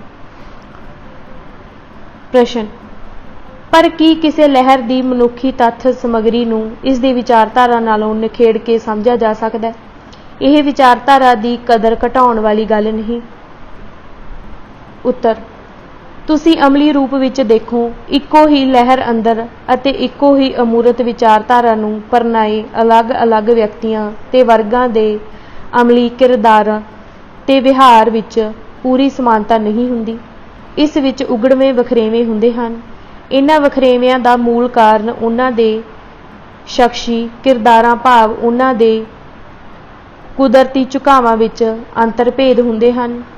ਵਿਅਕਤੀ ਦੇ ਸ਼ਖਸੀ ਕਿਰਦਾਰ ਵਿੱਚ ਉਸ ਦੇ ਮੂਲ ਜਜ਼ਬਿਆਂ ਦਾ ਕੇਂਦਰੀ ਸਥਾਨ ਹੁੰਦਾ ਹੈ। ਸ਼ਖਸੀ ਕਿਰਦਾਰ ਅਤੇ ਮੂਲ ਜਜ਼ਬਿਆਂ ਦੀ ਸਿਰਜਣਾ ਵਿੱਚ ਵਿਰਸੇ ਦਾ ਰੋਲ ਨਿਰਣਾਇਕ ਹੁੰਦਾ ਹੈ। ਇੱਕ ਅਕੱਟ ਸੱਚਾਈ ਹੈ ਕਿ ਲਹਿਰਾਂ ਅੰਦਰ ਲੋਕ ਅਮੂਰਤ ਵਿਚਾਰਾਂ ਦੇ ਸਿਰ ਤੇ ਨਹੀਂ, ਆਪਣੇ ਜਜ਼ਬਿਆਂ ਦੇ ਜ਼ੋਰ ਨਾਲ ਲੜਦੇ ਨੇ। ਇਸ ਕਰਕੇ ਕਿਸੇ ਲਹਿਰ ਨੂੰ ਸਮਝਣ ਲਈ ਇਸ ਵਿੱਚ ਲੜਨ ਵਾਲੇ ਲੋਕਾਂ ਦੇ ਜਜ਼ਬਿਆਂ ਦੀ ਤਸੀਰ ਨੂੰ ਸਮਝਣਾ ਜ਼ਰੂਰੀ ਹੈ। E.H. ਕਾਰ ਨੇ ਇਸ ਕਰਕੇ ਹੀ ਕਿਹਾ ਸੀ ਕਿ ਇਤਿਹਾਸ ਉਹਨਾਂ ਚਿਰ ਨਹੀਂ ਲਿਖਿਆ ਜਾ ਸਕਦਾ ਜਿੰਨਾ ਚਿਰ ਇਤਿਹਾਸਕਾਰ ਉਹਨਾਂ ਲੋਕਾਂ ਦੇ ਮਨਾਂ ਨਾਲ ਨਹੀਂ ਜੁੜ ਪਾਉਂਦਾ ਜਿਨ੍ਹਾਂ ਬਾਰੇ ਉਹ ਲਿਖਣਾ ਚਾਹੁੰਦਾ ਹੈ। E.H. ਕਾਰ ਦੇ ਇਸ ਕਥਨ ਦੀ ਰੌਸ਼ਨੀ ਵਿੱਚ ਦੇਖਿਆ ਗਦਰ ਪਾਰਟੀ ਦੇ ਹੁਣ ਤੱਕ ਲਿਖੇ ਗਏ ਇਤਿਹਾਸ ਦਾ ਮੂਲ ਨੁਕਸ ਪਛਾਣਨਾ ਔਖਾ ਨਹੀਂ। ਬੁਨਿਆਦੀ ਜਿਹੀ ਗੱਲ ਹੈ, ਇਤਿਹਾਸ ਵਿਅਕਤੀਆਂ ਦੇ ਨਹੀਂ ਭਾਈਚਾਰਿਆਂ ਦੇ ਹੁੰਦੇ ਹਨ। ਭਾਈਚਾਰਿਆਂ ਦੇ ਕੁਝ ਜਮਾਂਦਰੂ ਗੁਣ ਲੱਛਣ ਹੁੰਦੇ ਹਨ ਜਿਨ੍ਹਾਂ ਦਾ ਇਤਿਹਾਸ ਵਿੱਚ ਜ਼ਹੂਰ ਹੁੰਦਾ ਹੈ। ਇਹ ਜਮਾਂਦਰੂ ਗੁਣ ਲੱਛਣ ਇਤਿਹਾਸ ਦੇ ਇੱਕ ਲੰਮੇ ਤੇ ਗੁੰਝਲਦਾਰ ਸਿਲਸਿਲੇ ਵਿੱਚੋਂ ਨਕਸ਼ ਧਾਰਦੇ ਨੇ। ਇਸ ਕਰਕੇ ਕਿਸੇ ਲਹਿਰ ਨੂੰ ਸਮਝਣ ਲਈ ਇਸ ਵਿੱਚ ਲੜਨ ਵਾਲੇ ਲੋਕਾਂ ਨੂੰ ਸਵੈ ਸੁਤੰਤਰ ਆਤਮਮੁਖੀ ਵਿਅਕਤੀ ਇਕਾਈਆਂ ਦੇ ਰੂਪ ਵਿੱਚ ਨਹੀਂ, ਵਿਸ਼ੇਸ਼ ਭਾਈਚਾਰਿਆਂ ਦੇ ਮੈਂਬਰਾਂ ਦੀ ਹੈਸੀਅਤ ਵਿੱਚ ਹੀ ਦੇਖਿਆ ਜਾਣਾ ਚਾਹੀਦਾ ਹੈ। ਇਤਿਹਾਸ ਤੇ ਵਿਰਸੇ ਦੀ ਅਹਿਮੀਅਤ ਇੱਥੋਂ ਹੀ ਸਮਝ ਪੈਂਦੀ ਹੈ ਜੇ ਇਹ ਸੱਚੀ ਤਸਲੀਮ ਨਹੀਂ ਕੀਤਾ ਜਾਂਦਾ ਤਾਂ ਨਾ ਅਤੀਤ ਨੂੰ ਸਮਝਿਆ ਜਾ ਸਕਦਾ ਹੈ, ਨਾ ਸਮਕਾਲ ਨੂੰ ਸਮਝਣ ਅਤੇ ਭਵਿੱਖ ਨੂੰ ਚਿਤਵਣ ਲਈ ਇਸ ਤੋਂ ਰੌਸ਼ਨੀ ਲਈ ਜਾ ਸਕਦੀ ਹੈ। ਪਰੰਤੂ ਇੱਥੇ ਦੋ ਗੱਲਾਂ ਧਿਆਨ ਵਿੱਚ ਰੱਖਣੀਆਂ ਚਾਹੀਦੀਆਂ ਹਨ। ਇੱਕ ਇਹ ਕਿ ਜਦੋਂ ਕਿਸੇ ਭਾਈਚਾਰੇ ਦੇ ਜਮਾਂਦਰੂ ਲੱਛਣਾਂ ਦੀ ਗੱਲ ਕੀਤੀ ਜਾਂਦੀ ਹੈ ਤਾਂ ਇਸ ਦਾ ਮਤਲਬ ਇਹ ਨਹੀਂ ਕਿ ਇਸ ਦੇ ਸਾਰੇ ਮੈਂਬਰਾਂ ਵਿੱਚ ਇਹ ਗੁਣ ਲੱਛਣ ਇੱਕੋ ਜਿੰਨੀ ਮਾਤਰਾ ਜਾਂ ਇੱਕੋ ਜਿੰਨੀ ਤੀਬਰਤਾ ਵਿੱਚ ਰੂਪਮਾਨ ਹੁੰਦੇ ਹਨ। ਅਜਿਹੀ ਆਦਰਸ਼ ਹਾਲਤ ਕਦੇ ਨਹੀਂ ਹੋ ਸਕਦੀ। ਅਜਿਹੀ ਉਮੀਦ ਜਾਂ ਕਲਪਨਾ ਕਰਨਾ ਮੂਰਖਤਾ ਹੋਵੇਗੀ। ਇਹ ਗੁੰਝਲਦਾਰ ਸੱਚਾਈ ਨੂੰ ਹੱਦੋਂ ਵੱਧ ਸਰਲ ਕਰਕੇ ਵੇਖਣਾ ਹੋਵੇਗਾ। ਸਾਂਝੇ ਕੌਮੀ ਵਿਰਸੇ ਦੀ ਪਾਣ ਕਿਸੇ ਨੂੰ ਵੱਧ ਮਾਤਰਾ ਵਿੱਚ ਅਤੇ ਕਿਸੇ ਨੂੰ ਘੱਟ ਮਾਤਰਾ ਵਿੱਚ ਚੜ੍ਹੀ ਹੋ ਸਕਦੀ ਹੈ। ਇਸ ਕਰਕੇ ਇੱਕੋ ਭਾਈਚਾਰੇ ਦੇ ਅੰਦਰ ਵੀ ਵੱਖ-ਵੱਖ ਵਿਅਕਤੀਆਂ ਦੀਆਂ ਕੁਦਰਤੀ ਰੁਚੀਆਂ ਅਤੇ ਕਿਰਦਾਰਾਂ ਵਿੱਚ ਵੱਡੇ ਅੰਤਰ ਭੇਦ ਹੋ ਸਕਦੇ ਨੇ ਅਤੇ ਪੱਕ ਨਾਲ ਹੁੰਦੇ ਨੇ। ਹੋਰ ਦੂਜੀ ਗੱਲ ਇਹ ਕਿ ਭਾਈਚਾਰਿਆਂ ਦੇ ਜਮਾਂਦਰੂ ਸਮੂਹਿਕ ਲੱਛਣਾਂ ਦਾ ਇਤਿਹਾਸ ਵਿੱਚ ਜ਼ਹੂਰ ਸਿੱਧਮ ਸਿੱਧਾ ਨਹੀਂ ਹੁੰਦਾ। ਇਹ ਵੇਲੇ ਦੀਆਂ ਸਮੁੱਚੀਆਂ ਹਾਲਤਾਂ ਵਿੱਚ ਨਾਲ ਉਲਝ ਕੇ ਹੁੰਦਾ। ਭਾਈਚਾਰਿਆਂ ਦਾ ਅਸਲੀ ਤੇ ਸ਼ੁੱਧ ਰੂਪ ਵਿੱਚ ਸੰਕਟ ਦੀਆਂ ਹਾਲਤਾਂ ਵਿੱਚ ਹੀ ਪ੍ਰਗਟ ਹੁੰਦਾ। ਆਮ ਹਾਲਤਾਂ ਵਿੱਚ ਉਹਨਾਂ ਦੀ ਚੇਤਨਾ ਸਮੇਂ ਦੇ ਪ੍ਰਭਾਵ ਕਬੂਲ ਰਹੀ ਹੁੰਦੀ ਹੈ ਅਤੇ ਉਹਨਾਂ ਦਾ ਅਸਲ ਔਸਤ ਪੱਧਰ ਦਾ ਹੀ ਹੁੰਦਾ। ਇਸ ਕਰਕੇ ਲਹਿਰ ਅੰਦਰ ਸ਼ਾਮਲ ਵਿਅਕਤੀਆਂ ਦੇ ਰੋਲ ਨੂੰ ਇੱਕ ਤਾਂ ਵੇਲੇ ਦੀਆਂ ਠੋਸ ਹਾਲਤਾਂ ਦੇ ਪ੍ਰਸੰਗ ਵਿੱਚ ਅਤੇ ਦੂਜਾ ਉਹਨਾਂ ਦੇ ਸਾਂਝੇ ਖਾਸੋ ਖਾਸ ਲੱਛਣਾਂ ਯਾਨੀ ਕਿ ਕੌਮੀ ਵਿਸ਼ੇਸ਼ਤਾਵਾਂ ਦੀ ਰੌਸ਼ਨੀ ਵਿੱਚ ਰੱਖ ਕੇ ਹੀ ਠੀਕ ਤਰ੍ਹਾਂ ਅੰਗਿਆ ਤੋਲਿਆ ਜਾ ਸਕਦਾ। ਇਕੱਲੇ ਸਰਦਾਰ ਜਗਜੀਤ ਸਿੰਘ ਦੀ ਅਤਿ-ਪਚੱਦੀ ਕੋਸ਼ਿਸ਼ ਨੂੰ ਛੱਡ ਕੇ ਉੱਪਰ ਦਰਸਾਏ ਹੋਰ ਕਿਸੇ ਵੀ ਇਤਿਹਾਸਕਾਰ ਲੇਖਕ ਨੇ ਗਦਰ ਲਹਿਰ ਦੇ ਇਤਿਹਾਸ ਨੂੰ ਇਸ ਦ੍ਰਿਸ਼ਟੀ ਤੋਂ ਸਮਝਣ ਦਾ ਯਤਨ ਨਹੀਂ ਕੀਤਾ। ਉਹਨਾਂ ਨੇ ਸਿੱਖ ਕੌਮ ਦੇ ਵਿਸ਼ੇਸ਼ ਗੁਣਾਂ ਲੱਛਣਾਂ ਨੂੰ ਪੂਰੀ ਤਰ੍ਹਾਂ ਅਣਡਿੱਠ ਕੀਤਾ ਅਤੇ ਗਦਰ ਲਹਿਰ ਦੀ ਵਿਆਖਿਆ ਆਪਣੀਆਂ ਅੰਤਰਮੁਖੀ ਧਾਰਨਾਵਾਂ ਦੇ ਹਿਸਾਬ ਨਾਲ ਕੀਤੀ ਹੈ। ਇਸ ਕਰਕੇ ਉਹਨਾਂ ਦੀ ਇਹ ਇਤਿਹਾਸ ਰਚਨਾ ਕਿਸੇ ਵੀ ਪੱਖੋਂ ਤਸੱਲੀ ਬਖਸ਼ ਅਤੇ ਭਰੋਸੇਯੋਗ ਨਹੀਂ ਕਹੀ ਮੰਨੀ ਜਾ ਸਕਦੀ। ਜਦੋਂ ਗਦਰ ਲਹਿਰ ਵਿੱਚ ਕੇਂਦਰੀ ਭੂਮਿਕਾ ਨਿਭਾਉਣ ਵਾਲੇ ਵਰਗ ਦੀ ਭਾਈਚਾਰਕ ਪਛਾਣ ਕਰਨ ਉੱਤੋਂ ਹੀ ਨੱਕ ਚੜ੍ਹਾਇਆ ਜਾਂਦਾ ਹੈ ਤਾਂ ਤੁਸੀਂ ਆਪ ਹੀ ਸੋਚੋ, ਇਸ ਦੋਸ਼ਪੂਰਨ ਨਜ਼ਰੀਏ ਤੋਂ ਲਿਖਿਆ ਗਿਆ ਇਤਿਹਾਸ ਸੱਚਾ ਤੇ ਸਹੀ ਕਿਵੇਂ ਹੋ ਸਕਦਾ। ਗਦਰੀ ਯੋਧਿਆਂ ਦੇ ਮਨੋਜਗਤ ਨੂੰ ਸਮਝੇ ਬਿਨਾਂ ਲਹਿਰ ਦੀ ਰੂਹ ਤੱਕ ਨਹੀਂ ਪਹੁੰਚਿਆ ਜਾ ਸਕਦਾ। ਇਸ ਦੀ ਦਿਲ ਦੀ ਧੜਕਣ ਨਹੀਂ ਸੁਣੀ ਜਾ ਸਕਦੀ।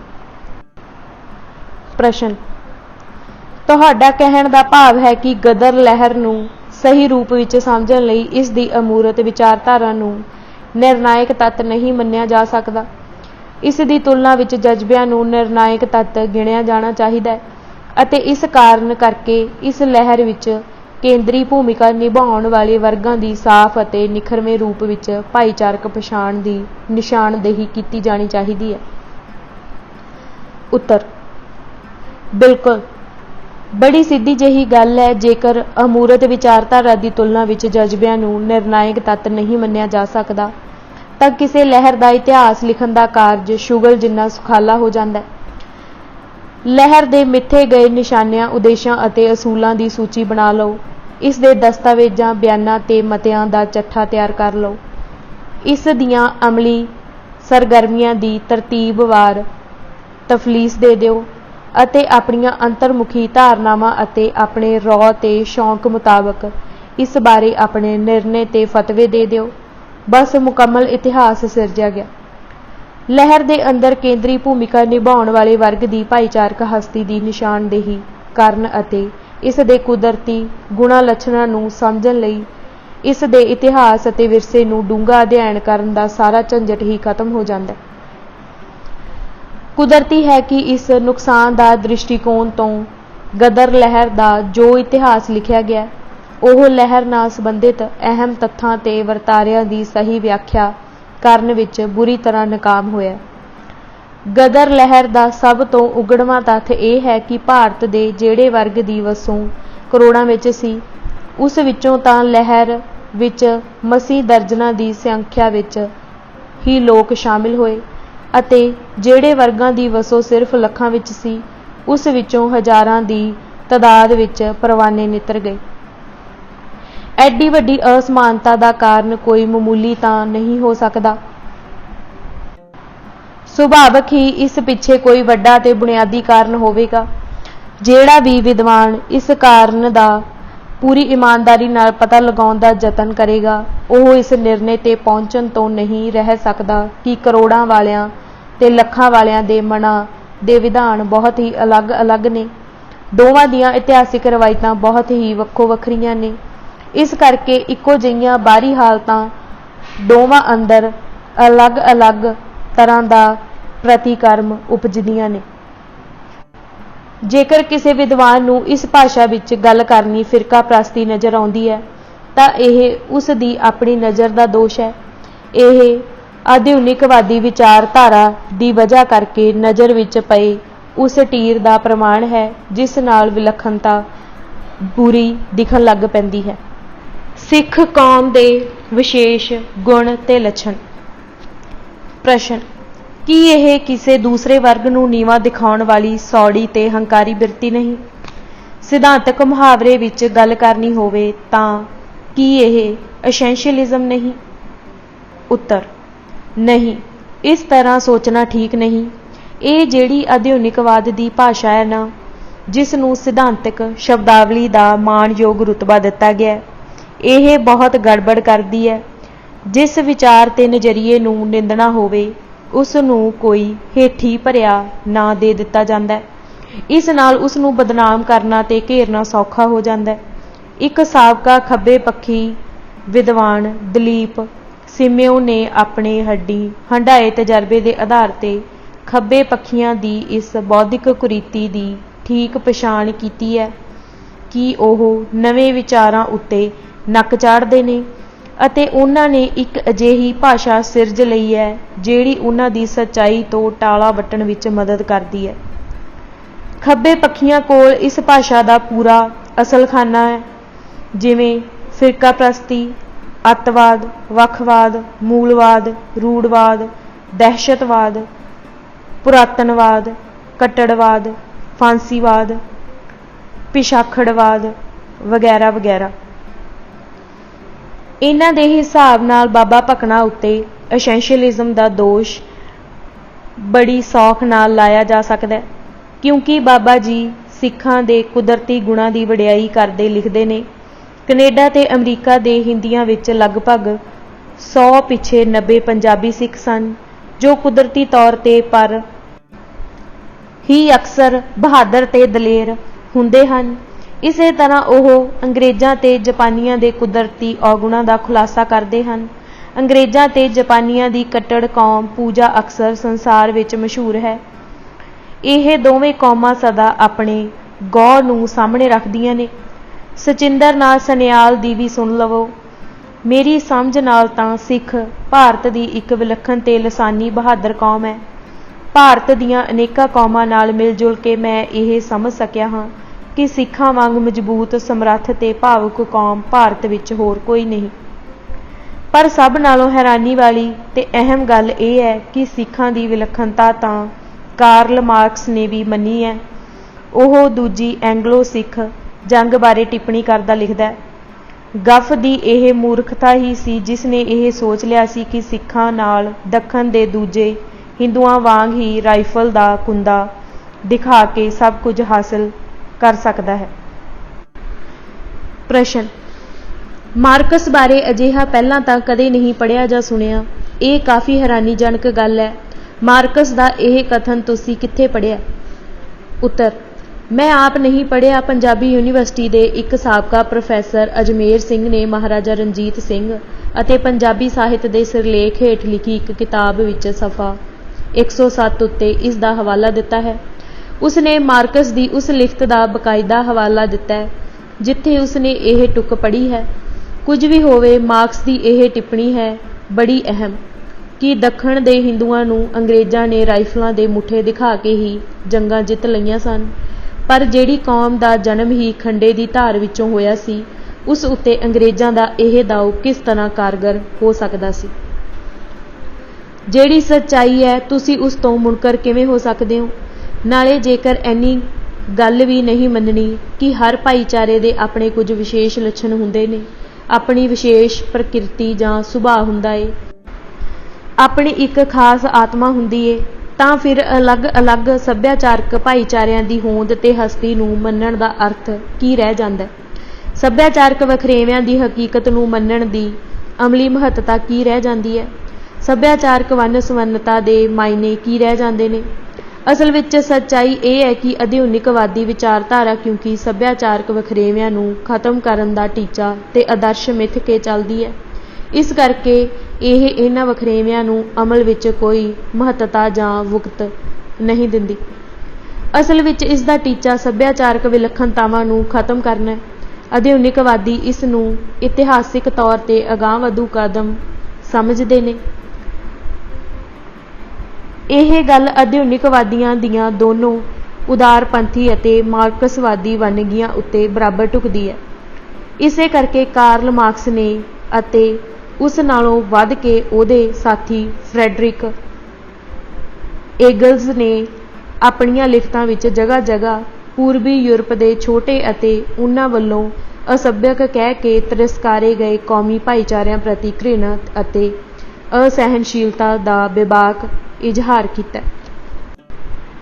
ਗਦਰ ਲਹਿਰ ਦੇ ਸੰਬੰਧ ਵਿੱਚ ਮੈਂ ਉੱਪਰ ਜਿਹੜੀ ਗੱਲ ਕਹੀ ਹੈ, ਉੱਥੇ ਅਸਲੀ ਸਰੋਕਾਰ ਸੱਚਾਈ ਦਾ ਪਤਾ ਲਾਉਣਾ ਹੈ, ਕਿਸੇ ਨੂੰ ਸਲਾਉਣਾ ਜਾਂ ਨਿੰਦਣਾ ਨਹੀਂ। ਹੁਣ ਸਵਾਲ ਇਹ ਹੈ ਕਿ ਜੋ ਸੱਚ ਹੈ ਉਸ ਨੂੰ ਮੰਨਿਆ ਜਾਵੇ ਜਾਂ ਨਹੀਂ। ਮਸਲਾ ਲਹਿਰ ਬਾਰੇ ਸੱਚਾਈ ਜਾਣਨ, ਸੱਚ ਦੀ ਤਹਿ ਤੱਕ ਪਹੁੰਚਣ ਦਾ ਏ। ਇਸ ਬਾਰੇ ਦੋ ਰਾਹ ਨੇ। ਇੱਕ ਤਾਂ ਇਹ ਹੈ ਕਿ ਸੱਚਾਈ ਨੂੰ ਜਿਵੇਂ ਹੈ ਉਵੇਂ ਮੰਨ ਲਿਆ ਜਾਵੇ, ਇਸ ਨੂੰ ਕੋਈ ਵੀ ਚੰਗਾ ਜਾਂ ਮਾੜਾ ਨਾਉ ਨਾ ਦਿੱਤਾ ਜਾਵੇ। ਦੂਜਾ ਇਹ ਸੋਚ ਕੇ ਧਰਮ ਨਿਰਪੱਖਤਾ ਦੀ ਵਿਚਾਰਧਾਰਾ ਅਤੇ ਇਸ ਦਾ ਧਰਮ ਸੱਚਾਈ ਨੂੰ ਇਸ ਰੂਪ ਵਿੱਚ ਪ੍ਰਵਾਨ ਕਰਨਾ ਚੰਗਾ ਨਹੀਂ ਗਿਣਦਾ। ਇਸ ਨਾਲ ਧਰਮ ਨਿਰਪੱਖਤਾ ਦੇ ਆਦਰਸ਼ ਨੂੰ ਢਾਹ ਲੱਗਦੀ ਹੈ। ਇਸ ਕਰਕੇ ਇਸ ਸੱਚਾਈ ਤੋਂ ਮੂੰਹ ਫੇਰ ਲਿਆ ਜਾਵੇ, ਇਸ ਤੇ ਮਿੱਟੀ ਪਾਈ ਜਾਵੇ ਅਤੇ ਇਸ ਦੀ ਕੋਈ ਬਨੌਟੀ ਤੇ ਝੂਠੀ ਵਿਆਖਿਆ ਸਿਰਜ ਲਈ ਜਾਵੇ। ਇਹ ਬੌਧਿਕ ਬਦ-ਦਿਆਨਤਕਾਰੀ ਹੈ। ਉਪਰੋਕਤ ਇਤਿਹਾਸਕਾਰਾਂ ਦੀਆਂ ਲਿਖਤਾਂ ਵਿੱਚੋਂ ਇਸ ਬਦ-ਦਿਆਨਤਕਾਰੀ ਦੀ ਕਰੂਪ ਤਸਵੀਰ ਉਘੜਦੀ ਹੈ। ਅਨੇਕਾਂ ਥਾਵਾਂ ਤੇ ਸਿੱਖਾਂ ਦੇ ਕੌਮੀ ਗੁਣਾਂ ਦੀ ਗੱਲ ਕਰਨ ਤੋਂ ਟਲਣ ਵਾਲੇ ਬੇਸਿਰ ਪੈਰ ਗੱਲਾਂ ਦਾ ਆਸਰਾ ਲਿਆ ਗਿਆ। ਉੱਪਰ ਮੈਂ ਇਹੀ ਗੱਲ ਕਹੀ ਹੈ ਨਾ ਕਿ ਹਿੰਦੂਆਂ ਤੇ ਸਿੱਖਾਂ ਦੇ ਮਨਾਂ ਦੇ ਵਿਧਾਨ ਅਲੱਗ-ਅਲੱਗ ਨੇ, ਉਹਨਾਂ ਦੀਆਂ ਇਤਿਹਾਸਿਕ ਰਵਾਇਤਾਂ ਅਲੱਗ-ਅਲੱਗ ਨੇ। ਬਾਬਾ ਹਰਨਾਮ ਸਿੰਘ ਕਾਲਾ ਸੰਘਿਆ ਦੀ ਆਤਮ ਕਥਾ ਵਿੱਚੋਂ ਇੱਕ ਠੋਸ ਉਦਾਹਰਨ ਦੀ ਮਦਦ ਨਾਲ ਮਸਲਾ ਹੋਰ ਸਾਫ਼ ਹੋ ਸਕਦਾ ਹੈ। ਬਾਬਾ ਜੀ ਅੰਗਰੇਜ਼ ਰਾਜ ਹੇਠ ਭਾਰਤੀ ਫੌਜ ਵਿੱਚ ਨੌਕਰ ਸਨ। ਉਹਨਾਂ ਦੀ 26ਵੀਂ ਪੰਜਾਬੀ ਰੈਜੀਮੈਂਟ 1912 ਦੇ ਅੰਤ ਵਿੱਚ ਚੀਨ ਵਿੱਚ ਯੁੱਧ ਸ਼ੁਰੂ ਹੋਣ ਕਰਕੇ ਹਾਂਗਕਾਂਗ ਭੇਜੀ ਗਈ ਸੀ। ਉੱਥੋਂ ਦਾ ਗੁਰਦੁਆਰਾ ਗਦਰੀਆਂ ਦਾ ਗੜ੍ਹ ਸੀ। ਸਿੱਖ ਫੌਜੀ ਨੇਮ ਅਨੁਸਾਰ ਗੁਰਦੁਆਰੇ ਜਾਂਦੇ ਅਤੇ ਕਥਾ ਕੀਰਤਨ ਸੁਣਦੇ। ਇੱਕ ਦਿਨ 26ਵੀਂ ਪੰਜਾਬੀ ਰੈਜੀਮੈਂਟ ਦੇ ਗੱਭਰੂਆਂ ਅੱਗੇ ਭਾਈ ਭਗਵਾਨ ਸਿੰਘ ਜੀ ਗ੍ਰੰਥੀ ਨੇ ਇਸ ਪ੍ਰਕਾਰ ਤਕਰੀਰ ਕੀਤੀ, ਖਾਲਸਾ ਜੀ, ਤੁਹਾਨੂੰ ਦਸ਼ਮੇਸ਼ ਪਿਤਾ ਨੇ ਅੰਮ੍ਰਿਤ ਦੀ ਦਾਤ ਇਸ ਲਈ ਨਹੀਂ ਬਖਸ਼ੀ ਕਿ ਤੁਸੀਂ ਫਰੰਗੀਆਂ ਦੇ ਗੋਲੇ ਬਣ ਜਾਓ। ਖਾਲਸਾ ਜੀ ਉੱਠੋ ਤੇ ਮੌਕਾ ਸੰਭਾਲੋ, ਵਕਤ ਵਿਚਾਰੋ ਸੋ ਬੰਦਾ ਹੋਏ ਦੇ ਗੁਰਵਾਕ ਅਨੁਸਾਰ ਮੌਕੇ ਦੀ ਨਜਾਕਤ ਸਮਝੋ। ਇਸ ਸਮੇਂ ਜਰਮਨ ਅਤੇ ਅੰਗਰੇਜ਼ਾਂ ਵਿਚਕਾਰ ਲੜਾਈ ਛਿੜਨ ਵਾਲੀ ਹੈ। ਤੁਹਾਨੂੰ ਸੋਚਣਾ ਚਾਹੀਦਾ ਹੈ ਕਿ ਤੁਹਾਨੂੰ ਕੀ ਕਰਨਾ ਚਾਹੀਦਾ ਹੈ। ਫੌਜ ਦੇ ਗੋਰੇ ਅਫਸਰਾਂ ਨੂੰ ਜਦ ਇਸ ਗੱਲ ਦੀ ਸੂਹ ਮਿਲੀ ਤਾਂ ਉਹਨਾਂ ਫੌਜੀਆਂ ਦਾ ਗੁਰਦੁਆਰੇ ਜਾਣਾ ਬੰਦ ਕਰ ਦਿੱਤਾ। ਪਰ ਨੌਕਰਸ਼ਾਹੀ ਅਤੇ ਸਰਕਾਰੀ ਚਮਚਿਆਂ ਦੇ ਕਹਿਣ ਤੇ ਫੌਜੀ ਗੱਭਰੂ ਆਪਣੇ ਧਰਮ ਸਥਾਨ ਵਿੱਚ ਜਾਣੋਂ ਕਿਵੇਂ ਰੁਕ ਸਕਦੇ ਸਨ। ਫੌਜੀ ਰੰਗਰੂਟ ਕਿਸੇ ਨਾ ਕਿਸੇ ਬਹਾਨੇ ਗੁਰਦੁਆਰੇ ਆਉਂਦੇ ਹੀ ਰਹੇ। ਬਾਅਦ ਵਿੱਚ ਇਸ ਰੈਜੀਮੈਂਟ ਨੂੰ ਵਾਪਸ ਬੁਲਾ ਲਿਆ ਗਿਆ ਅਤੇ ਪਹਿਲਾਂ ਕਰਾਚੀ ਅਤੇ ਫਿਰ ਫਿਰੋਜ਼ਪੁਰ ਭੇਜ ਦਿੱਤਾ। ਇਸ ਰੈਜੀਮੈਂਟ ਦੀ ਮਦਦ ਨਾਲ ਹੀ ਫਿਰੋਜ਼ਪੁਰ ਦੀ ਛਾਉਣੀ ਅੰਦਰ ਬਗਾਵਤ ਕਰਨ ਦੀ ਯੋਜਨਾ ਬਣਾਈ ਗਈ ਸੀ। ਤੁਸੀਂ ਸੋਚੋ, ਸਿੱਖ ਫੌਜੀਆਂ ਨੂੰ ਗਦਰੀਆਂ ਦੀ ਹਮਾਇਤ ਵਿੱਚ ਨਿਤਰਨ ਲਈ ਕਿਹੜੀ ਗੱਲ ਨੇ ਪ੍ਰੇਰਿਤ ਕੀਤਾ? ਉਹਨਾਂ ਦੀ ਰਾਜਸੀ ਚੇਤਨਾ ਨੇ ਜਾਂ ਧਾਰਮਿਕ ਜਜ਼ਬੇ ਨੇ? ਕੀ ਉਹ ਸਿਰਫ ਇੰਨੀ ਗੱਲ ਸੁਣ ਕੇ ਬਗਾਵਤ ਕਰਨ ਲਈ ਰਜ਼ਾਮੰਦ ਹੋ ਗਏ ਕਿ ਬਰਤਾਨੀਆ ਅਤੇ ਜਰਮਨੀ ਵਿਚਕਾਰ ਜੰਗ ਲੱਗਣ ਵਾਲੀ ਸੀ? इस गल का पता तो देश के होर किन्ने वर्गां नूं सी, पर उन्हां विचों कोई बगावत करन लई तैयार ना होया। असल गल ये सी कि भाई भगवान सिंह की तकरीर ने सिख फौजियां अंदर धार्मिक जोश पैदा कर दिता सी। दशमेश पिता श्री गुरु गोबिंद सिंह जी का जिक्र सुन के उन्हां दे जज्बात हलूणे गए सन। इस करके उन्होंने एडा जोखम भरिया फैसला कर लिया सी। सो इत्थे राजसी चेतना नहीं, धार्मिक जज्बात सन जिहड़े निर्णाकारी बने। इत्थों ही सिखां दी विशेषता समझ पैंदी है।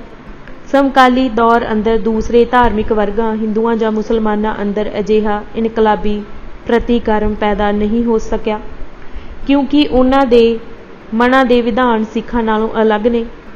यह गल किसी नूं निंदण जां नीवां दिखाउण दी रीत नाल नहीं, लहर नूं समझण दी लोड़ अते भावना चों कही गई है।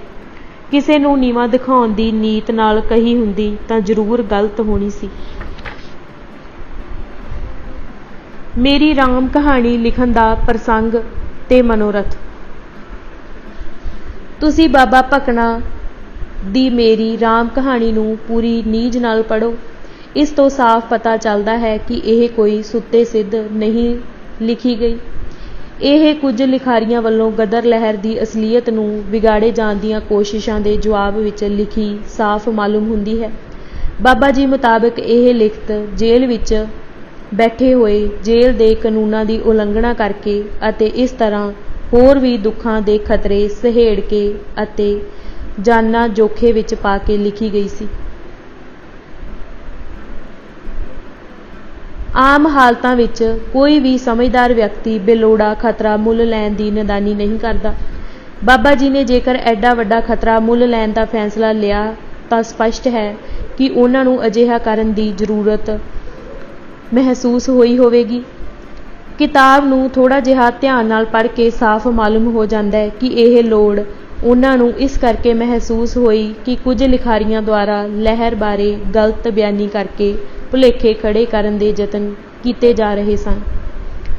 बाबा जी नूं जिस गल ने सब तो वध औखा कीता ਉਹ ਇਹ ਸੀ कि फिरकू पक्षपात की भावना नाल गदर लहर अंदर एक विशेष फिरके दे लोकां दे रोल नूं हकीकत नालों किते ज़्यादा वधा चढ़ा के पेश किया जा रहा सी ਅਤੇ कुछ खास हस्तियां जिवें लाला हरदयाल ਅਤੇ रामचंद्र आदि नूं गदर लहर के असली आगू साबित करन लई तत्थां नूं विगाड़िया जा रहा सी जां कई झूठे तत्थ सिरजे जा रहे सन। भावें बाबा जी ने अपने सुभाਅ ते सदाचार अनुसार इन्हां लिखारियां दे नावां दा जिक्र करन तो वाह लगदी संकोच कीती, पर फिर भी कुछ कुछ थावां ते अणसरदे नूं खास व्यक्तियां दे बकायदा नाम लैके उन्हां वल्लों कीतियां गलत बयानियां दे पाज उगाड़े गए ने।